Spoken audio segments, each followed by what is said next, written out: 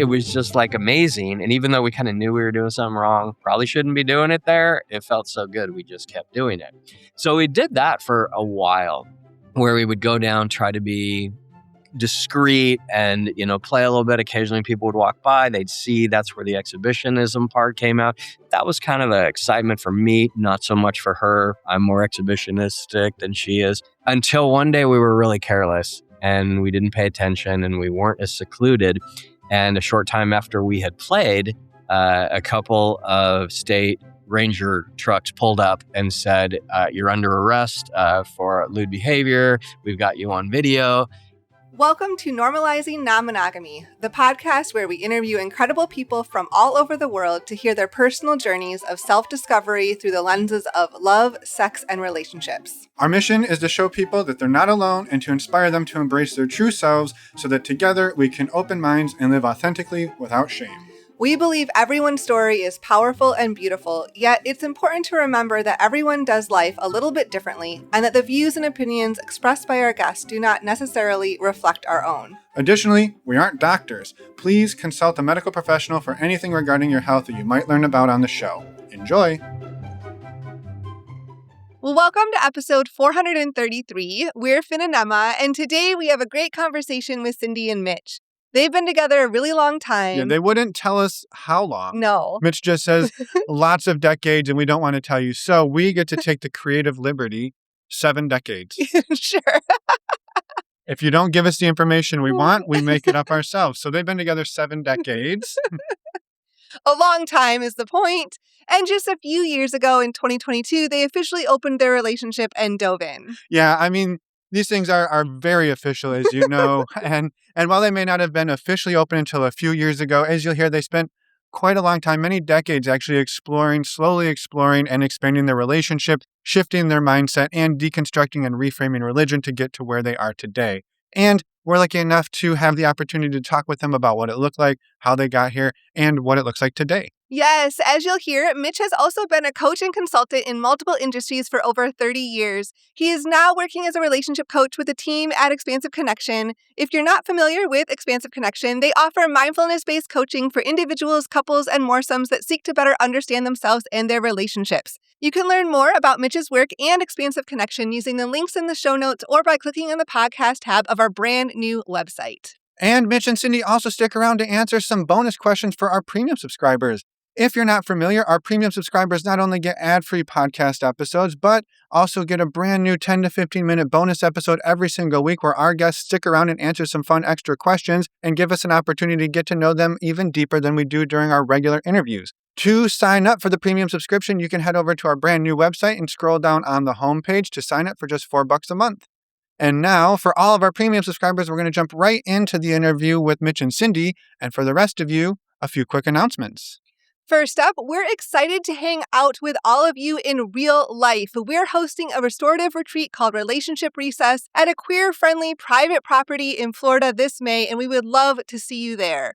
This is a 3-day, 2-night retreat taking place May 1st to the 3rd, 2026, outside Orlando, Florida, focused on nourishing connections and personal growth through the power of pure, authentic play and deep exploration. Yeah, we've partnered with our friends from Multi-Amory and one of our friends, Gary Ware, who is a strategic play consultant, to bring you this amazing weekend. So what can you expect? That's a great question. Lots of things. Lots of things. We kick off the weekend with speed friending and a few other activities to help break the ice. And then throughout the weekend, we have facilitated small group sessions digging into some of Multi-Amory's practical tools like microscripts and radar. Gary's going to be designing some incredible games and activities to help us deepen our friendships and connections with others and to ourselves. Emily's going to be hosting a karaoke party. Dedeker's leading a pinball tournament. And we've got a ton of other incredible activities and games going on all weekend long. Also, if you're thinking, I just want to come and relax without workshops or play shops, well, we've got you covered as well. We got you covered. The property we've rented is full of many ways to unwind. Human-sized foosball, pickleball courts, a hot tub, lazy river, a movie theater, canoes and kayaks, hammocks in the woods, a campfire, and so much more. You ran out of breath. I did. There's too many things to say. Absolutely everybody is welcome, whether you're partnered, solo, coming with your friends, or a polycule. This event is open to the public. However, our community members do get a discount. All of the meals, snacks, and drinks are included. And additionally, we have discounted blocks of hotel rooms nearby, exclusively reserved for you, our guests. Check out our website for more information. Links at the banner at the top of the page or are under the events tab. And again, our website is normalizingnonmonogamy.com. Grab your ticket now before prices increase on April 1st. Next up, perhaps you're thinking, man, I would really love to be around some people and have some community, but I can't quite make it to Florida in May. Well, we've got you covered as well. Emma and I lead a community full of over 300 people who socialize and support one another every single day. We host our community on a platform called Mighty Networks. We have monthly community support Zoom calls, monthly virtual workshops, and we also host exclusive in-person events as well, all for less than $10 a month. Our next monthly virtual workshop is actually coming up on March 12th with Marla Renee Stewart, who owns her own sex ed company called Velvet Lip Sex Ed and is the co-founder of Sex Down South Conference. Our March workshop is simply called Seduce Your Lover. Ooh. It's going to be hot.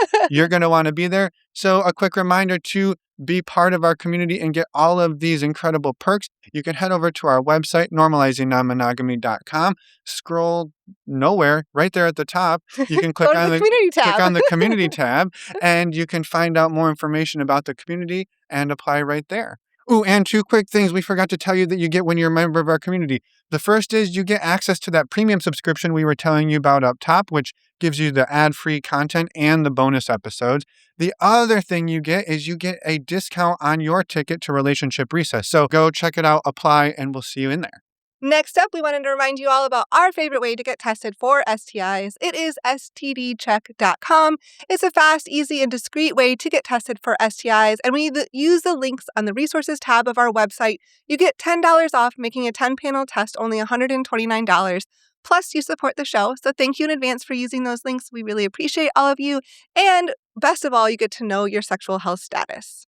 And the very last thing we want to remind you all is that we would absolutely love to hear from you. Please send us an email if you have any questions, comments, or feedback, or best of all, you want to come on the podcast yourself, just like Cyndee and Mitch, to share your story. And you'll hear at the beginning here that Mitch says that they waited over 3 years to come on the podcast. That is not our normal wait time. I would say that's a true story, but also there's a lot that went into that. So yeah, if you reach out, it's not going to be 3 years before you come on the podcast. We promise we'll get you in before that. So sorry, Mitch and Cyndee. It wasn't personal. Anyway, with that, we're going to jump right into the conversation with Mitch and Cyndee. Let's go. Welcome to the podcast, Mitch and Cyndee. We're excited to have you today, excited to hear more about your story and just enjoy this conversation today. So thank you so much for being here. Yeah, thanks. It's so good to be with you guys. We've been looking forward to doing this. You asked us to do this a long time ago, and we might have been one of your longest wait answers. Oh, I guarantee you there have been people sitting in the queue much longer. So. That's good to hear. I think it was just 3 years, though. Okay, well, maybe not. It's close. It's close. Sometimes the timing just isn't right, and here we are. It's right today, so we're excited to chat and to share your story. For anybody who's not familiar with Mitch and Cyndee, do you mind just introducing yourselves at whatever level you're comfortable, and then we're going to dig into the nitty-gritty details of your relationship. Yeah, for sure. We have been married for decades. That's the way we like to say it now, because if we tell you how long we've been around, you might not ever want to talk to us. We're so old. But we love each other deeply. We have a great marriage. We have a lot of fun with things that we do. We have been around the lifestyle world for many years. We were lifestyle adjacent for decades. But in 2022, we opened our marriage and dove in fully and deeply. So that's kind of my summary. One of the best things that keep us here, really, in some ways, is the people that we've met. There's been so many authentic and just real fun people that we get to travel with, and we're just so grateful for that. Yeah, I love that.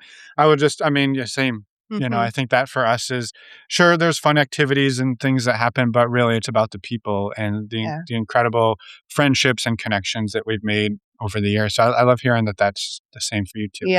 Yeah. Before we jump back in time, I'm curious if you can elaborate a little bit on what your relationship looks like today, as far as what does an open relationship mean to the two of you and the way you move through relationships in the world in an open relationship? Yeah, I'll start, and then Cyndee can respond as well, because I think we see it the same. So open marriage is Cyndee's preferred way to describe ourselves, though we've also described ourselves as swingers.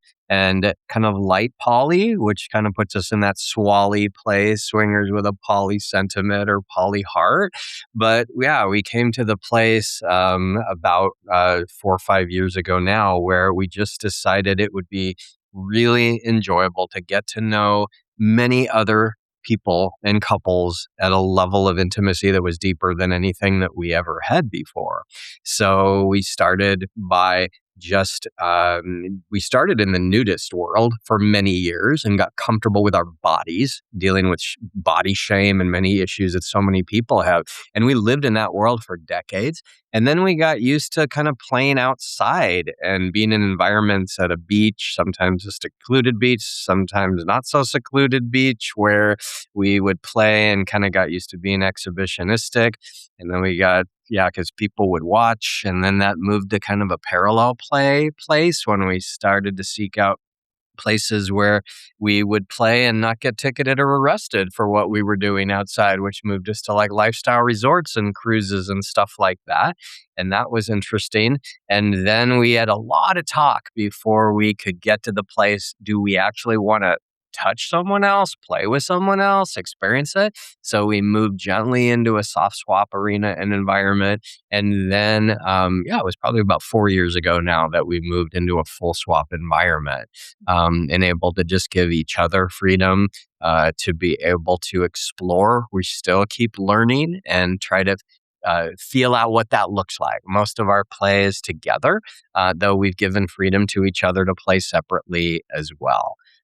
And we continue to look for the kind of relationships that we can do life together with, take trips together, travel, plan vacations and stuff. That's a little bit of what I said about the swally part, for me at least, is that we want to do life. We don't want to do what we've called fuck and run. Many people call DTF. It's not just about that. That's can be the cherry on top. But if we have great relationships with people and can also do a ton of life together, that's really valuable. Mm-hmm. So anything that you'd add?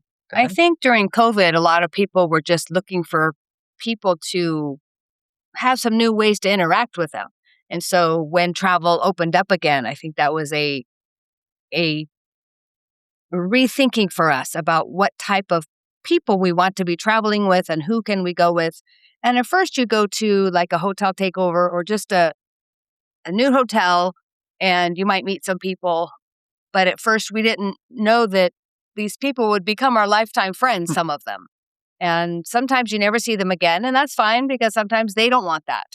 And so our goal today is to find people that want some long-term relationships in whatever capacity they become. Yeah. And just finding like-minded people that feel free and you can be yourself with and not feel like you have to pretend to be someone else.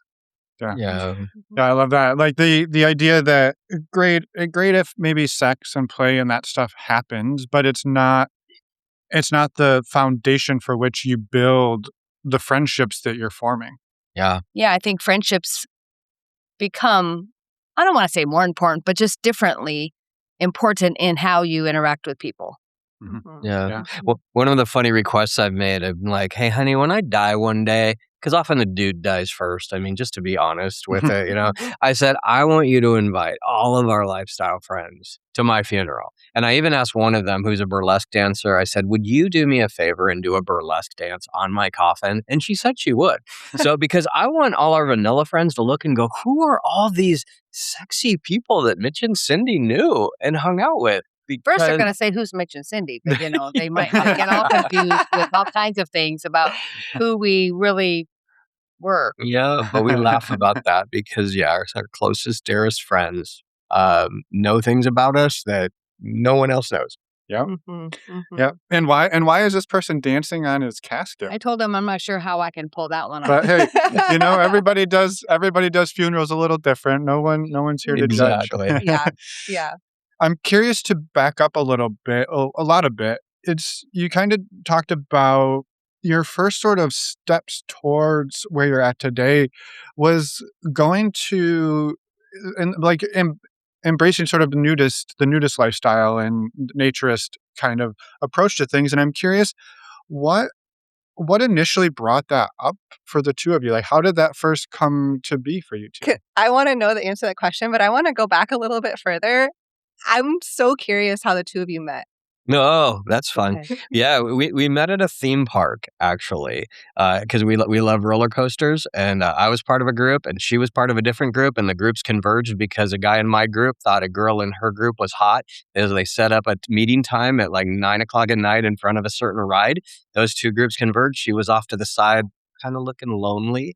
And I was off to the side because I wasn't there with a girl. So I walked up to this cute girl, introduced myself, and that's how it all got started. That's awesome. So yeah, that's how we met, which was cool. And then we ended up at the same church together as well, which is a kind of a deeper story. If you want to go down that road, we can talk more about that as well. But the nudist thing is fascinating for us because it happened kind of serendipitously, I think. And accidental. Mm-hmm. We both loved the beach. And we had moved to a beach community where we'd never lived before. We had just been married like 2 years. So we were like 23 years old-ish. And we would go to this beach once a week. I had a day off and we would go at the same time. We didn't have kids yet. So we would hang out on this beach. And it was just a normal state beach. But one day, it was so secluded, no one ever went to this beach hardly. There was some walkers, but that was about it. Someone walking a dog or whatever. But we left and Cyndee said to me, "Hey, that beach is so secluded. I think I could tan topless." And I'm like, "Yeah, that's a great idea. I think you could tan topless as well." So we went back the next week because we went there pretty much weekly if we could within our schedule. And she tried to tan top. I've never done that. So you take that bathing suit off and you got these very white titties that have never seen the sun before. But she did. And that top basically never went back on. It was fun and it was freeing. And kudos to her because I appreciated the fact that she did not have body shame like many people do and struggle with. And I get that from our backgrounds that shame is such an issue for us and we're not trained in embodiment ways that maybe even Europeans have a better understanding of that some of us in North America don't have, or at least in the US. And so anyway, we did that for a long time and that's kind of how we got started with that comfort. But then I got jealous because I couldn't go naked because this was just a regular beach. So we started searching for a place to go where I could do that too. And the place that we ended up going was Jamaica. And we found out there was a few places that had nude beaches. We ended up at hedonism before hedonism was really a thing. This was a long time ago. And the reason we ended up there, my mom had actually worked with a guy that was from Jamaica. And he said, they got to go to Negril. So we looked at Negril. The only all-inclusive resort in Negril at the time was hedonism. So we went and she said, "I'm not taking off my bottom. I might go topless, but I'm not taking it off." Well, we got there and some old people shouted at us, "Get naked, take your clothes off." So we did, and they never went back on. And so that was our introduction into getting naked. And we had so much fun that week. We came back to where we lived. We actually were able to find a nude beach. Well, you surprised me and brought me to that. I did surprise you. Well, it was kind of funny because we didn't know where we'd even find one back then. This was like pre-internet search days. So we literally called AAA, and said, "Can you help us find this?" And we'll help you with that. So They did. And they actually They tried did. not the one we ended up at, but they were so sweet that they helped us find Help the us find a nude beach, please. Yeah. So then we started going to that one, and that ended up being a real family environment. Think volleyball and kids and people bringing their families. So nudism in the best way. Nudism is not a sexual thing. So it's not weird when kids are around because people are trying to raise their families with healthy body embodiment and understanding without shame. So when we ended up having kids, we thought we'd stop, but we didn't. We brought our kids when they were little, and we just told them, "Hey guys, if this gets weird one day, you can stop going." And when they hit the teen years and puberty, it got weird and they stopped going. So that was kind of the way it worked for us. But that's how it got started in the nudist world. And in the middle of that too, we like to beach hunt. So we would always just try to look for new secluded beaches, whether they were nude or not, but just a quiet place to go. And so we spent quite a few times, whether we were traveling around the world or just along the California coast, we would enjoy walking forever, looking for just a quiet, secluded beach, whether we could get naked or not. But Yeah. That became a fun hobby, actually. Yeah. I love that. Yeah. Huge beach fan here myself, so I love hunting them But not down the sun. the secluded beaches. No, I love the sun. The sun just does not love me, and my body doesn't love the sun. Yeah. But Well, where Same. you guys live, there are some great places to go too. Yep. So yep, Yep. amazing. Well, so I just wanted to say too, I love how it also became a thing for your family as well, right? Like it was about body positivity and sort of crushing some of that shame. I'm curious for you, Mitch, did you carry some of the shame around your body that maybe Cyndee, you kind of mentioned, didn't really have? yeah, I think so. Yeah, in my upbringing, yeah, there was no nakedness. Clothes were always on. I don't remember being like shamed like some kids are or whatever if you play with your private parts or whatever. It wasn't that way, but there was a sense of uh yeah, I remember thinking when I was at this nude beach and never been naked really in front of anyone except maybe a doctor, like this is weird. Or in a locker room when it was all dudes, but actually being around the opposite sex and other people. But that first felt scary, then it felt freeing, then it felt exhilarating for me. So I remember moving through these stages of actually feeling like some kind of really good growth was happening. Yeah. I think for me, I didn't grow up in a nudist home at all, but we lived at the beach. And so I lived in a bikini, and that's just how it was. And it was never shamed or, society can shame if your bathing suit's too small or whatever. I just never was in the realm of receiving shame for having too small of a bathing suit. I get it now from my mom, but I didn't as a teenager, which doesn't make sense. But I think that was just, I grew up at the beach a lot. And so when you do that, you don't have that shame.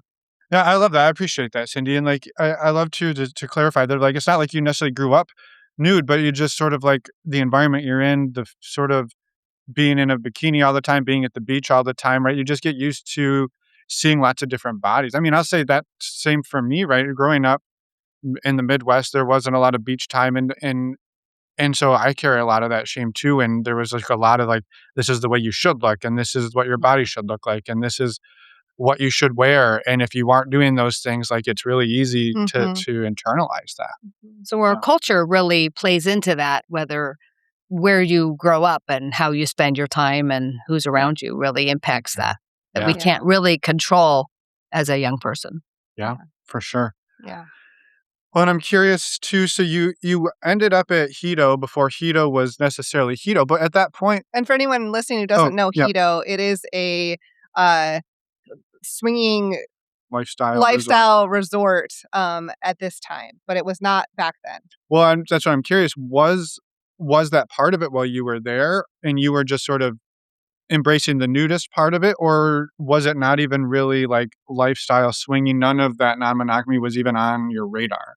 Yeah, we were probably 25 years old when we were there. So I think Yeah. we were the youngest people at the entire resort. Yep. It was only a nude beach, and that was it. You couldn't be naked anywhere. There was no nude pool, no nude jacuzzi. And I didn't know what a swinger was. Neither of us did.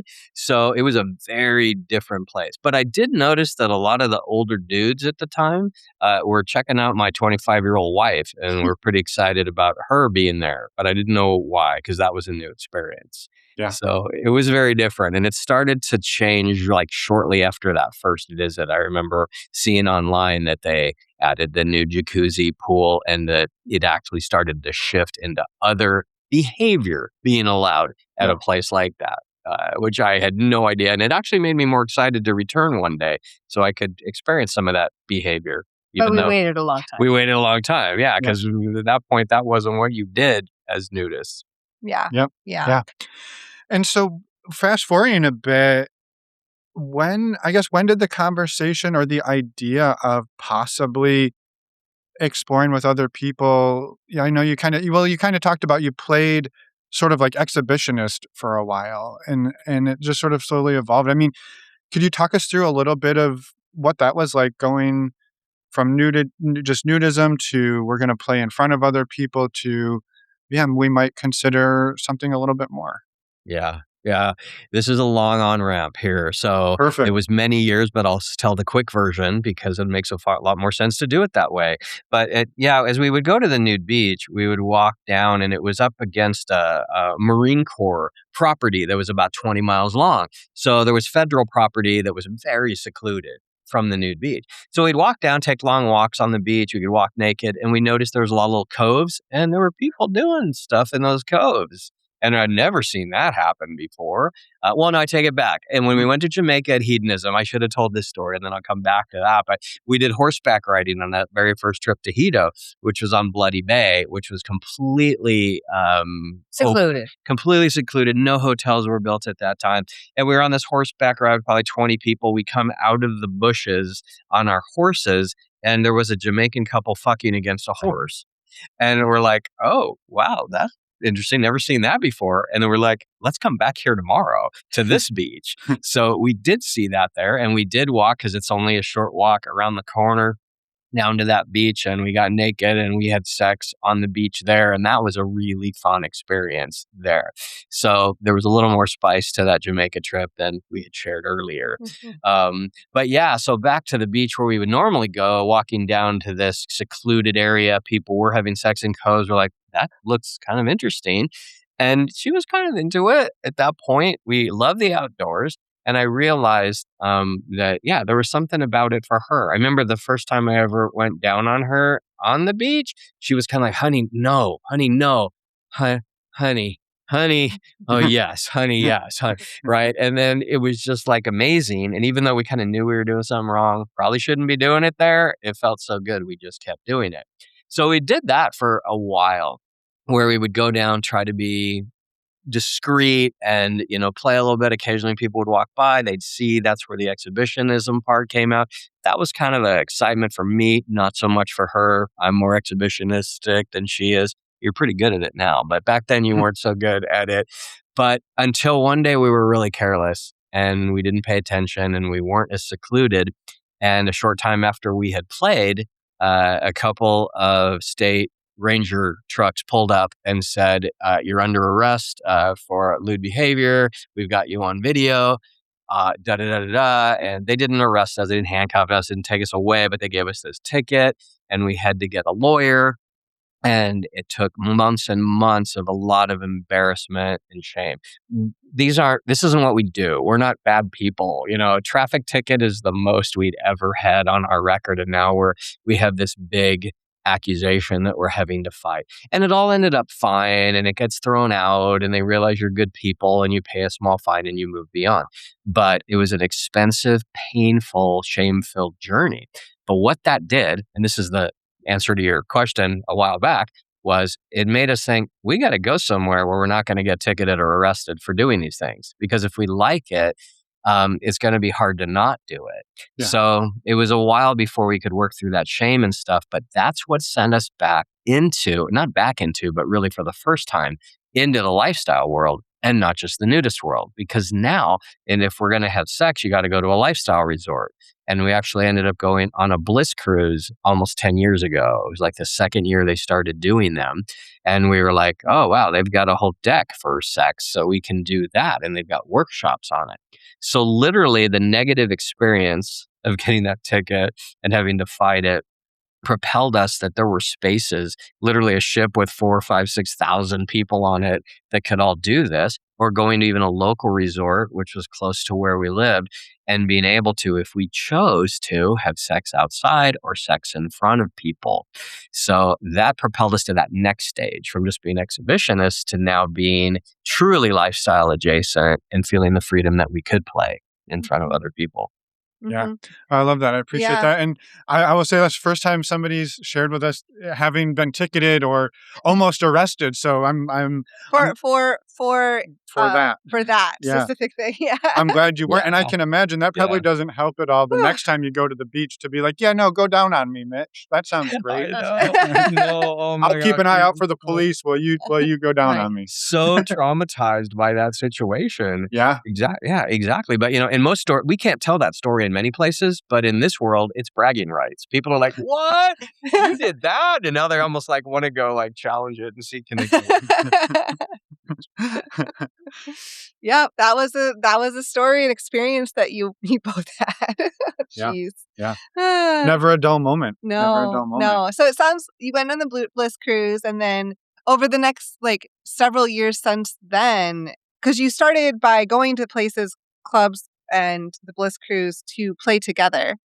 When did it start going beyond that and incorporating other people?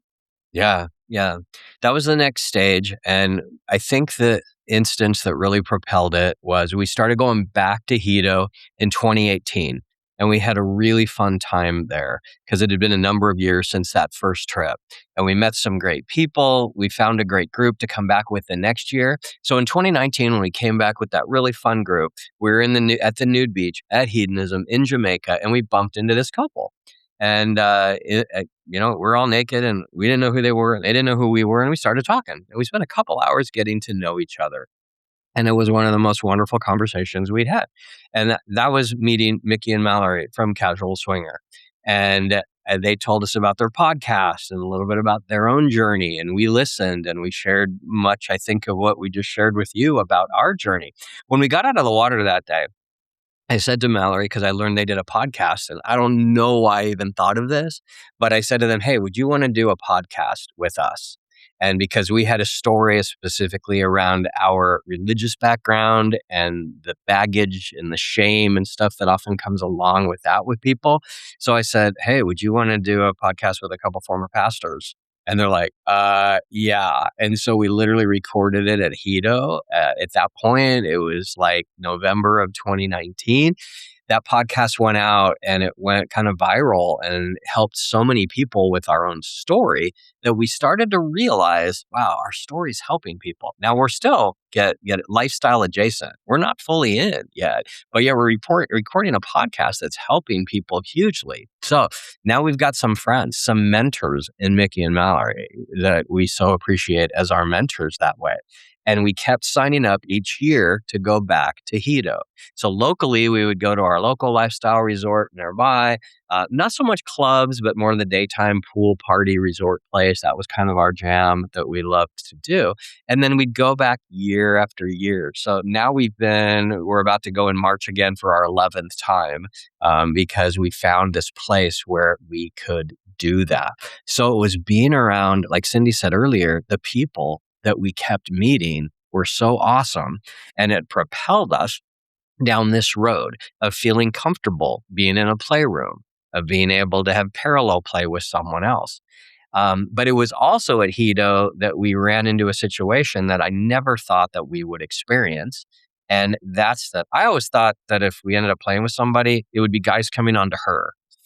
And we had talked before our first trip back to Hito in 2018 and said, hey, if this ever happens, what are we going to do about it?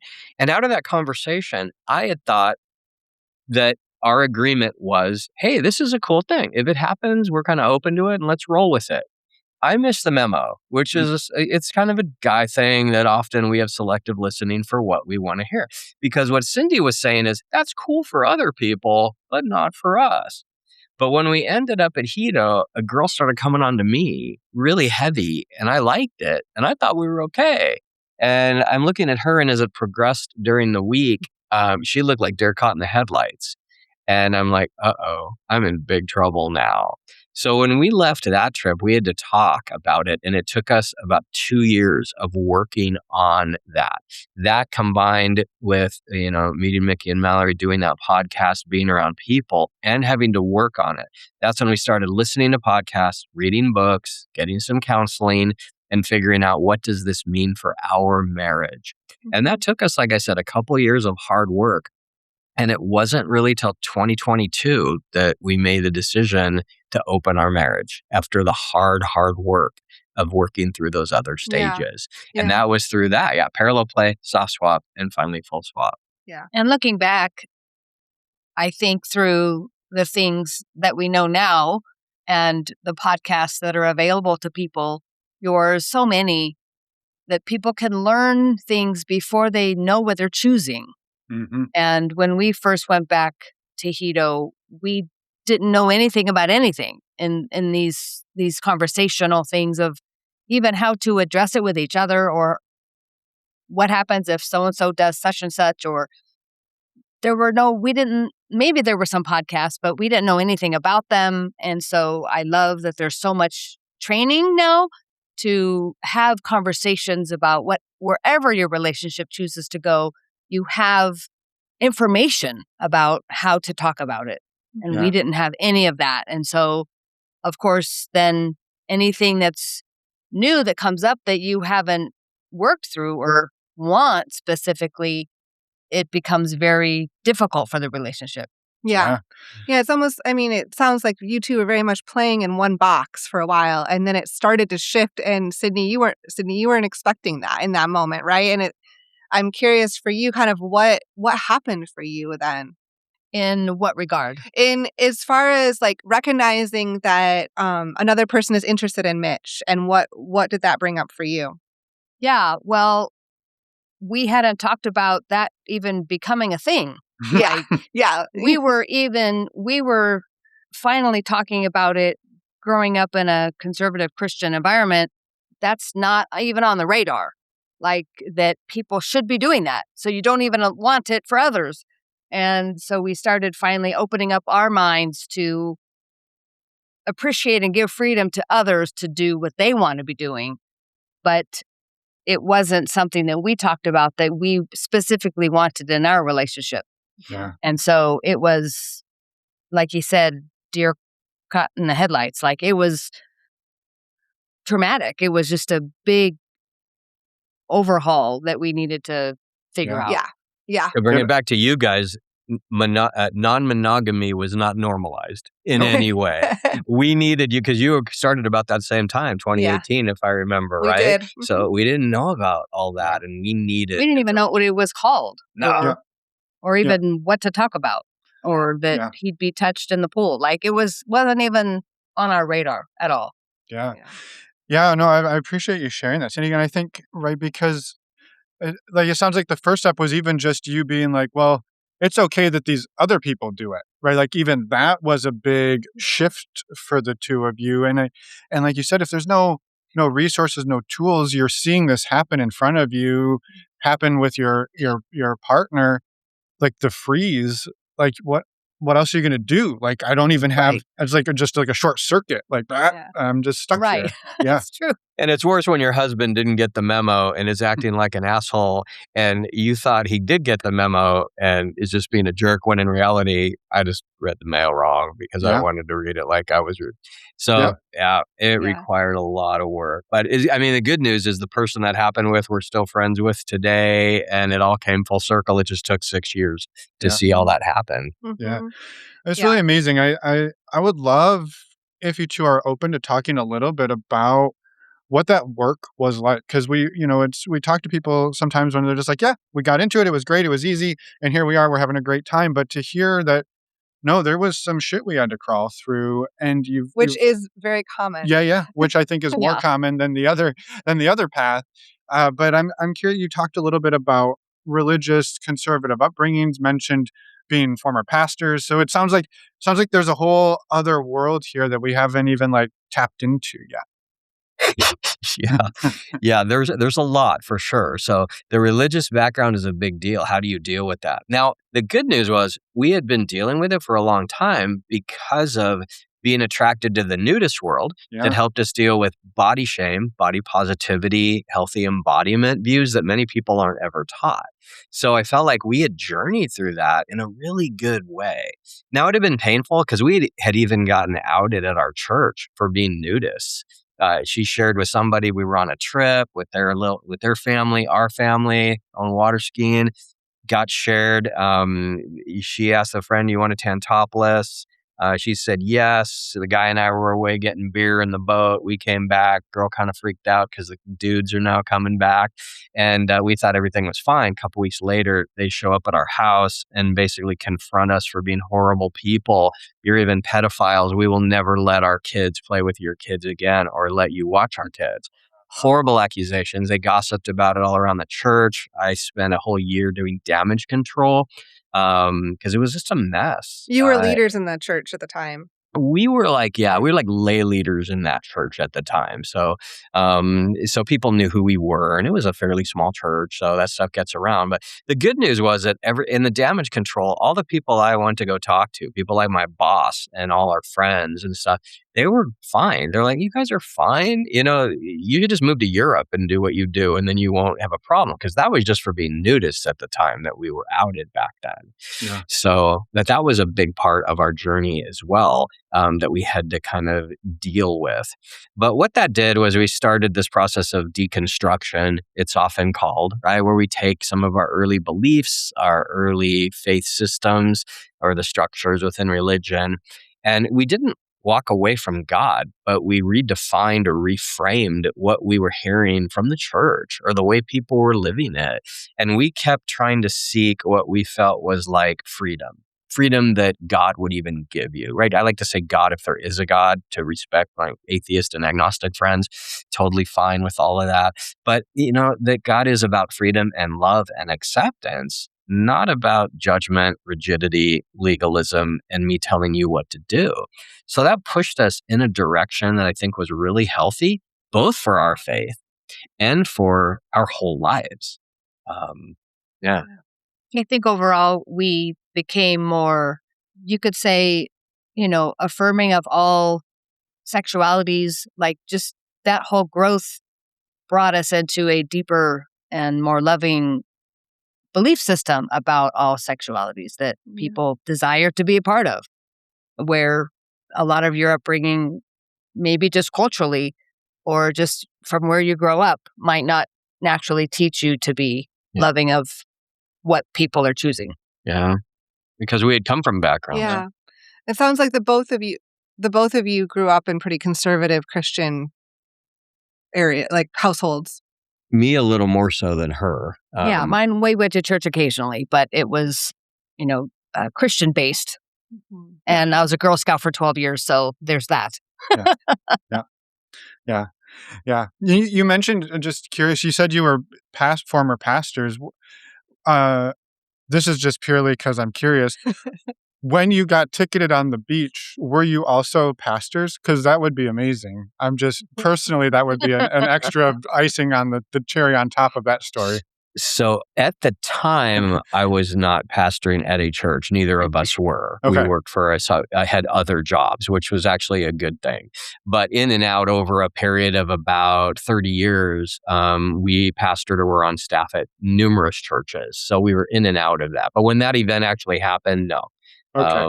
Yeah. I'm not disappointed, but it would have been funny.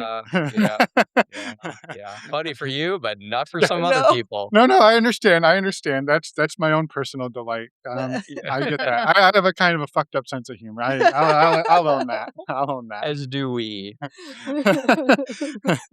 Yeah, I just appreciate sort of just unpacking that a little bit and talking. I mean, like you said, just even getting outed like that, that's huge. That's so traumatic, right? Yeah. You're having like your friend network, your support system, your kids are now losing friends over it. Like the damage is so like, well, and to be accused of things that like one thing does not lead to that. Right. Like because you got your boobs out on a boat, right? Like that's what's wild about that. Right. Yeah.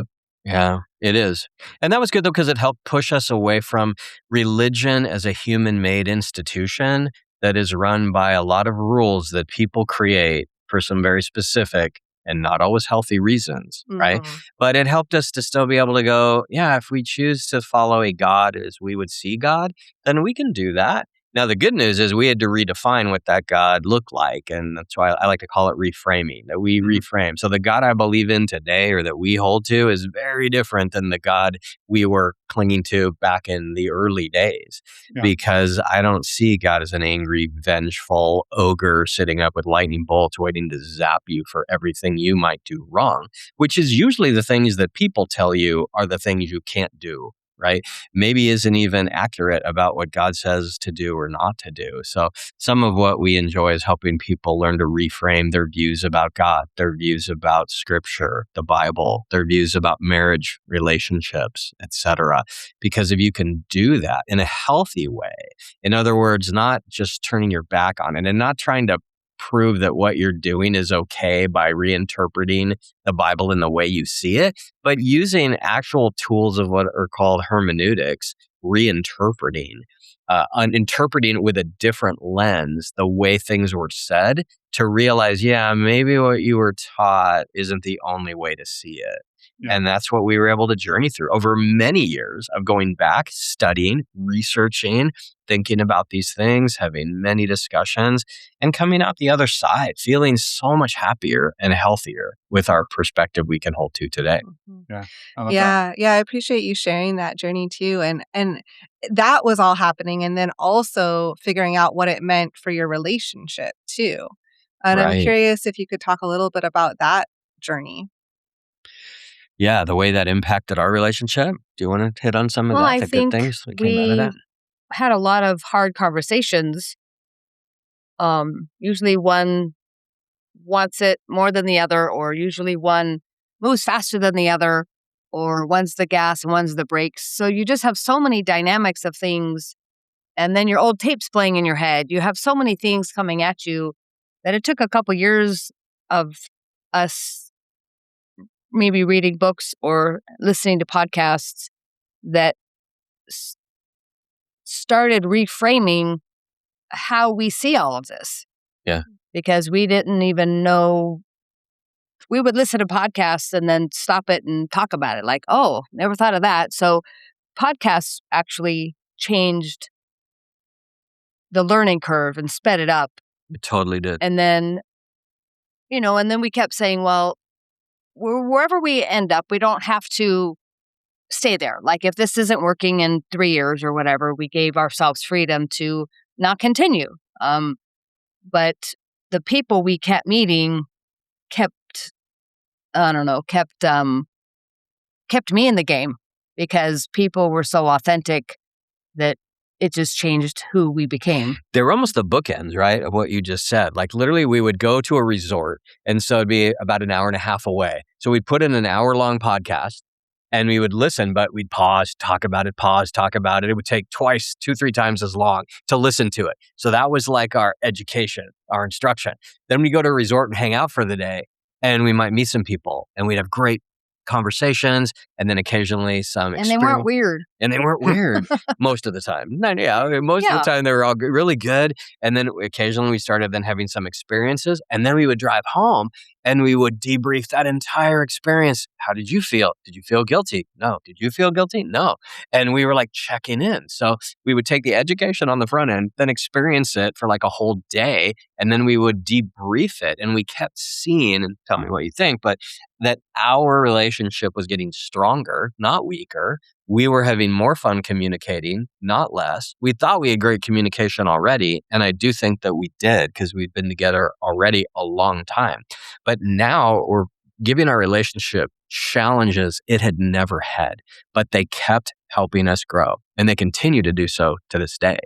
So I think what started showing more truthfully is those things inside each of us that we didn't know were there, like your true self, or those things that you just start seeing because you're learning how to be even more authentic.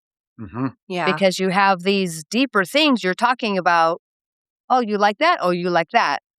But accepting your partner for those things that they've never said out loud. Yeah. And I think those things caused a deeper authenticity.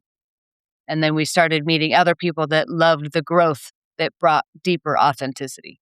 Yeah. One way we've said it is, I think we spent a couple decades trying to be so perfect. That's me, because I'm an Enneagram 1. So perfectionism, being the reformer, is really big. I see things black and white. So I thought I was supposed to be perfect. And we spent all this time trying to be divine or perfect or godly or holy, or these words that get used. We didn't know what it meant to be human. Diving into all of this gave us an experience of what it means to be truly human in a way we had never experienced. Yeah.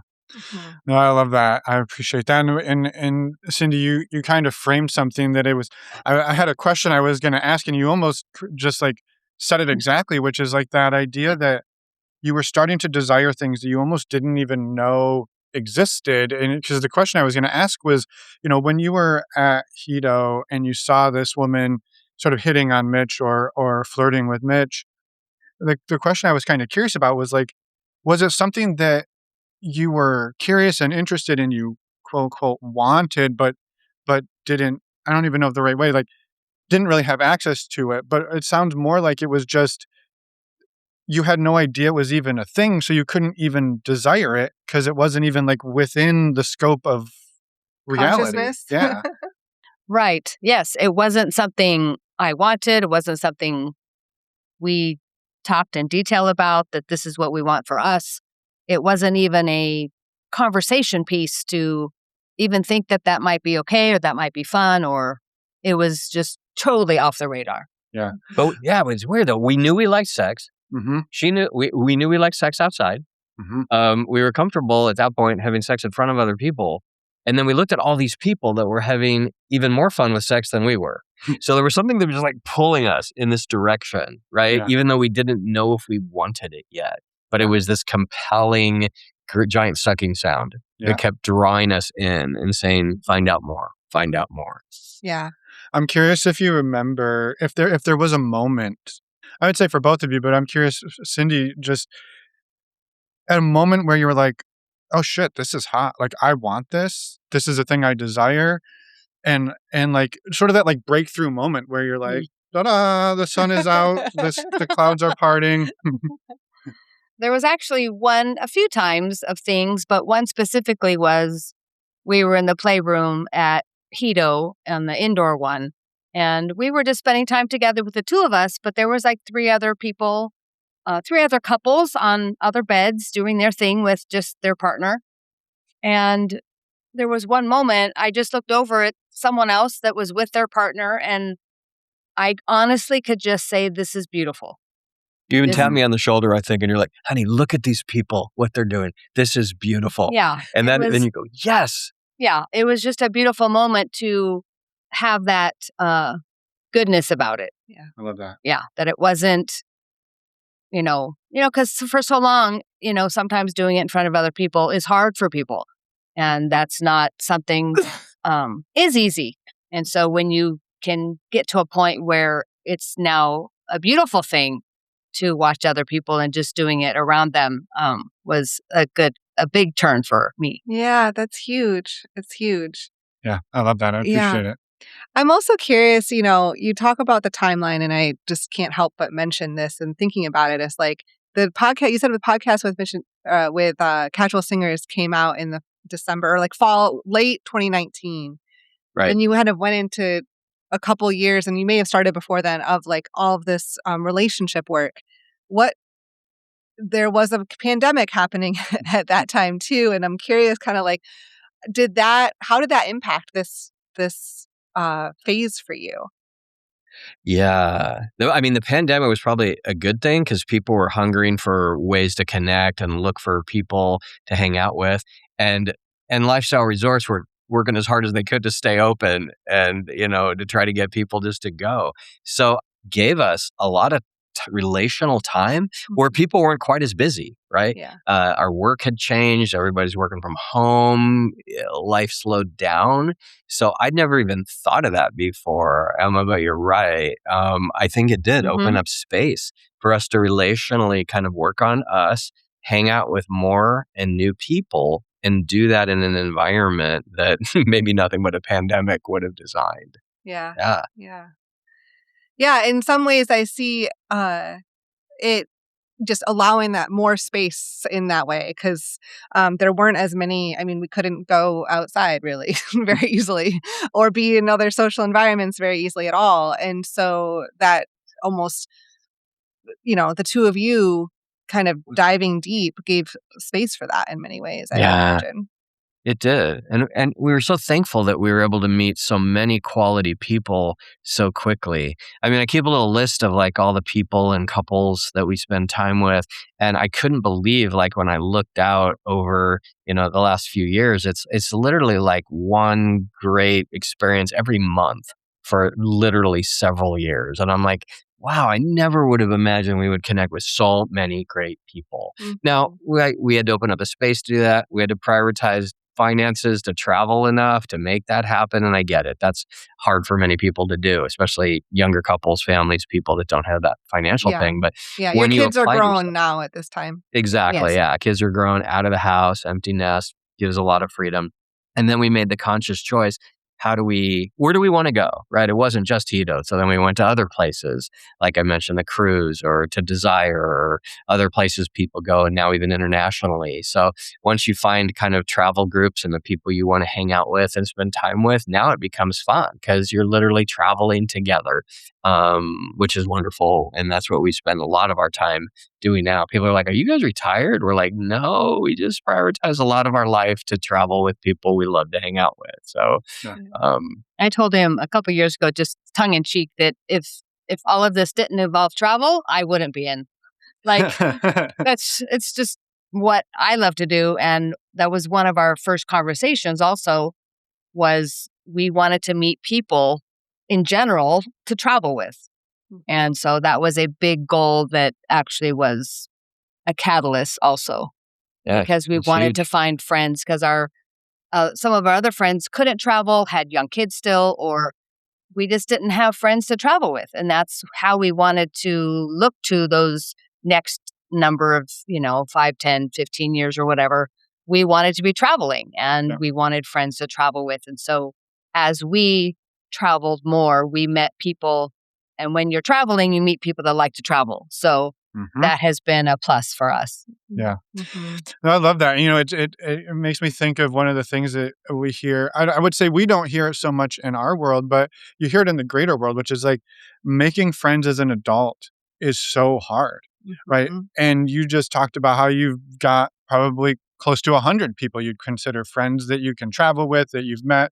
Even if you don't see them every day, you could probably send them a text message and get something back, and it would be like old buddies catching up. And I think that is just, again, all the sex and play and everything aside, the ability to be, empty nesters who are building a big social network to, like, so healthy. To me, it's just such connection. a You're forming so many connections with human beings, and we all need that. It is. It's huge. Yeah. We are made for community. We are made for relationships.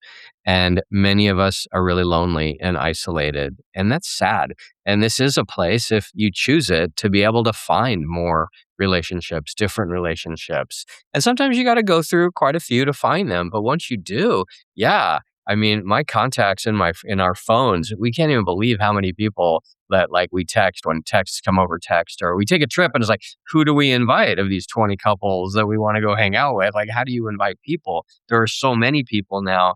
One, it feels overwhelming, but in the positive sense, it feels really nurturing, supportive, and loving that, there were so many people now in our lives that it's changed. It's transformed us.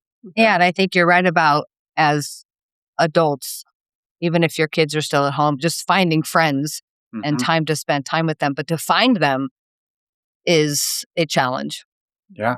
And then COVID didn't help that. Like, we have a lot of people that we've met that just started in these circles within 4 or 5 years. And that's kind of the COVID cycle, that's when people started looking outside of their other places to find friends. Yeah. I think COVID really taught us, or showed many, many, many people how important connection, reinforced how important connection is. Yeah.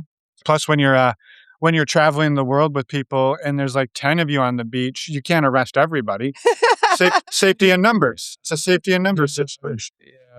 Yeah, we need to plan the sex on the beach vacation or something like that. Because there are places you can go, right? Yeah. Like Cap d'Agde, France is a place known as the horniest beach in the world that you can go to and do stuff and come out. Yeah, I'm curious about maybe one last piece of the puzzle is the shift from we're doing everything together to, hey, it's okay if maybe one or both of us go out independently or individually. And I'm curious how you two found yourselves sort of making that shift and what that was like, because that can often be a big I think in the world of swinging, that is one of the bigger steps to make is that, hey, we're not just going to do this together in the same room on the same bed at the same time. Yeah, you're right. And that takes some definite talk and process to get to that place. And so it was everything, I think, from realizing what compersion is to be able to want what's best for your partner and their pleasure. So a lot of talk around that concept and wanting that for each other, which we had a lot of that kind of talk, wanting to get to the place that once we felt safe, we could give freedom, and it's got to be mutual. Or it can be one person as long as the other person accepts that. But we were pretty mutual in that. But it started, I think, back at Hedo again in Jamaica, with her being willing to let me try and experiment with somebody if there wasn't a four-way connection, right? And so the first instance actually happened with that first person that kind of, broke our cherry of lifestyle stuff way back in 2018 when all this happened. And then 6 years later, she's finally like, no, you can go be with her. And I know because there's not a four-way connection, go ahead and do that. And so that happened last year, and it was really good, and it was fun and amazing. And so she gave me that freedom to do that. There's really only been one other instance where it did happen, even though she gave me freedom to do it. And we're still at the very front end of that. So I think you're right. It is a big change. It is a step. And I've given her the freedom to do that, even though And you did one evening at Hedo a couple of years ago, but then the guy got COVID, so nothing happened. But for you, yeah, right, for right, me, right, right. right. Yep. So I think we're just tiptoeing into it. Mm-hmm. Maybe 2 years ago, we might have said, oh, we'll never do that. But then we just realized we don't want to say never because you don't know who you're going to meet or what might transpire. So we are just keeping the conversation open. Yeah. Which also means you might have to share some hard stuff that you're feeling triggered about. But if you can't keep it open, then you might not have the growth that might need to come from it, or just taking it one step at a time, not giving a blanket statement that we're going to jump into everything, but to take it situationally and depending on who enters our lives. So yeah. We're willing to try anything once and then see, but we debrief everything together. So we can check in. How did that go? Are we okay for next time? And so far so good, but we want to be patient with that as well. And then just see. And when we do our check-ins, because you never know who's going to cross your path in 1 year or 5 years. Yeah. We might not say we'd be where we are today if we had said we're never doing such and such. Yeah. Yeah. Yeah. I love that openness to what life may bring. Yeah. And moving at the pace that works for both of you. Yeah. Right. Yeah. Yeah.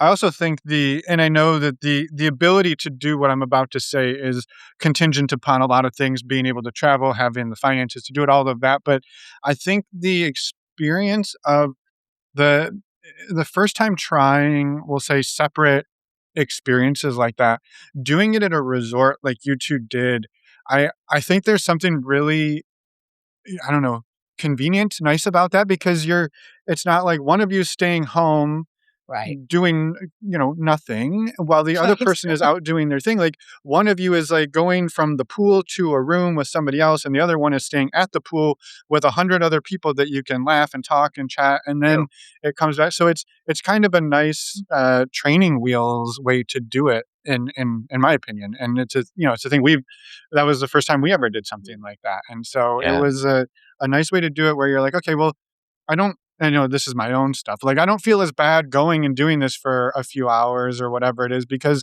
you're on this beautiful beach with all these people and you're doing your thing and you're going to have an okay time even without me. So, yeah. And the other person isn't alone at home. Yep. Like there's just another thing for them to be, they've given you, I'll say permission. That's not the right word for that, but, but they're not sitting at home alone with their imagination going crazy. They have other things to have fun with.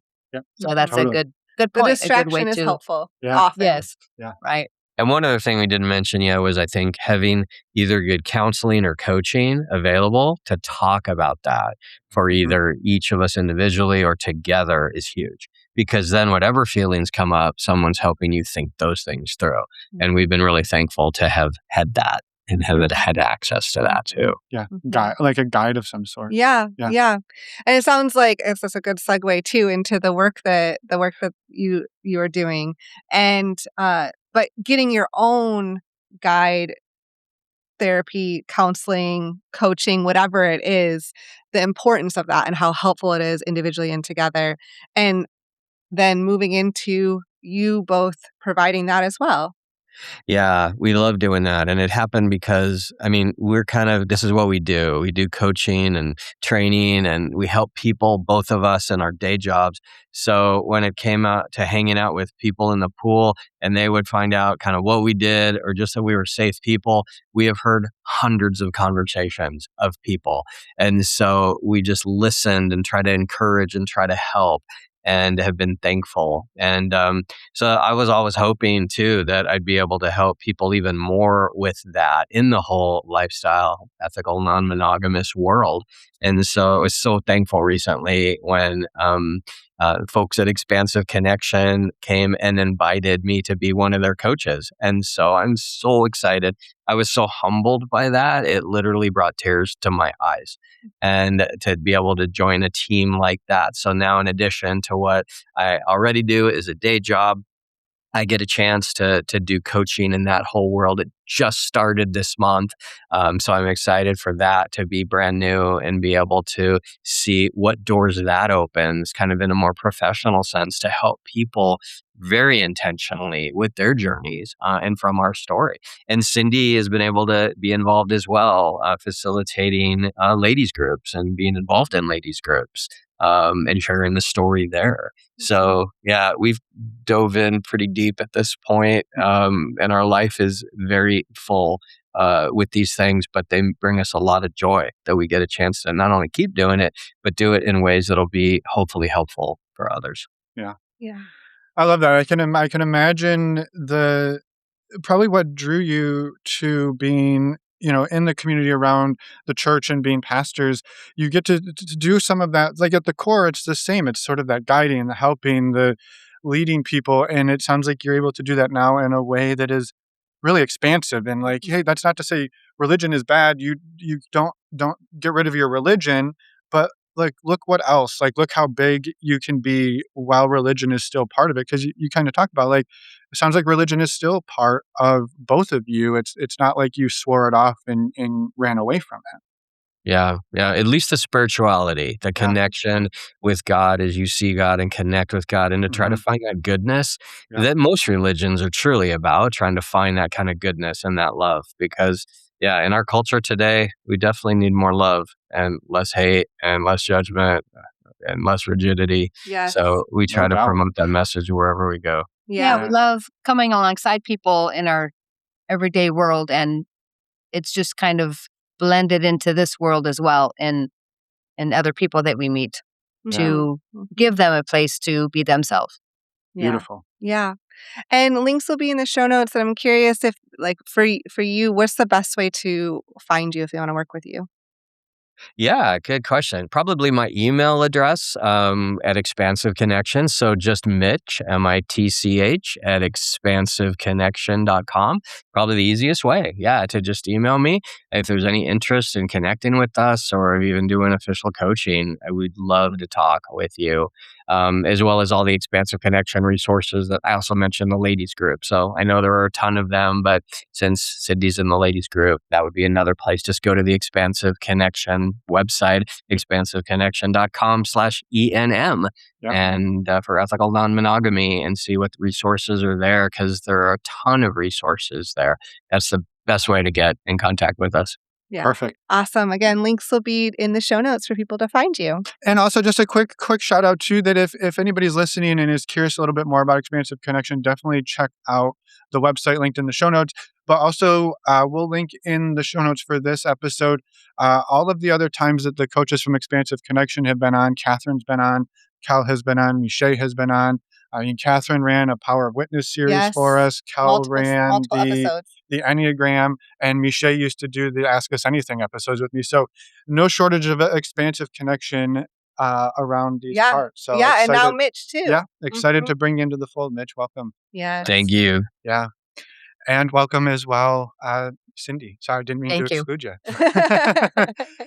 And maybe just to kind of wrap up, do either of you have any final thoughts you want to share today before we jump into the bonus questions that you two have agreed to stick around for our premium subscribers? I don't think so. You got anything? No. I just want to say thanks to you guys because we are resource people as well, that we love to resource people. We do that with our story. We try to do that by listening, and we try to do that with practical help when we hear something that might be a connect. And you guys have been doing that for years. So just a huge shout out to you guys for what you do. I'm amazed by the amount of podcasts you've done. I thought it was even so cool that you went back and redid your very first one to like update it and stuff. And I just listened to that a couple of weeks ago, and I'm like, oh my gosh, you guys, you treat this with a seriousness and a gravitas that many people don't. And it helps thousands of people who need help, need support. And you guys are providing that. So I just want to say thanks, and thanks for including us to be a part of your journey and your resource as well. Yeah, podcasts have changed our life. So They have. you're just one of them. Yes. Oh. Well, thank you both. That means a lot. Yes. Yeah. Thank you so much for that too. And I can't believe that you listened to episode 1 again. I was like, oh my gosh, it has been. We did go back and update it, and still it's been years since we've talked about possibly doing that again, updating it again. But Yeah, I was going to say that, but I thought you'd get mad at me. But I actually just pitched this idea. This is for anybody. We're not promising anything. No, not promising. But it was a pitch I had brought to Emma. I said, I think we've got some updates, and I think we could fix not fix.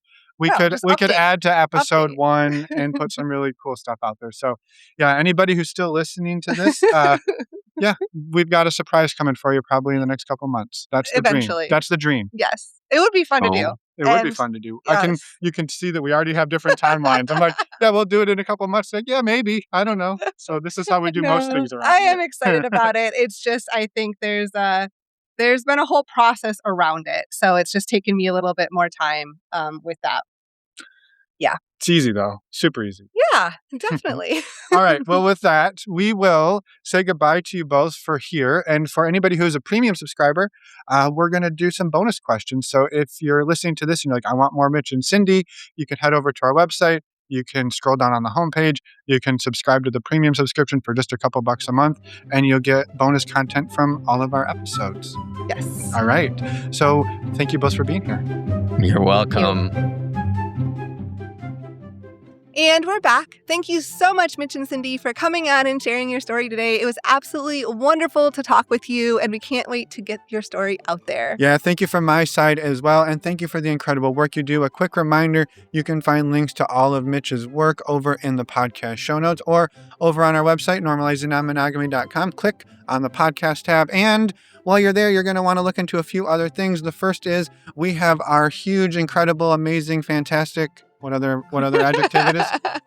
Event coming up May 1st to the 3rd called Relationship Recess. We told you all about it in the intro, but a quick reminder, you can find out more information and grab your tickets by clicking on the banner at the top of our website. The other thing that's coming up is on March 12th, we have our next community workshop.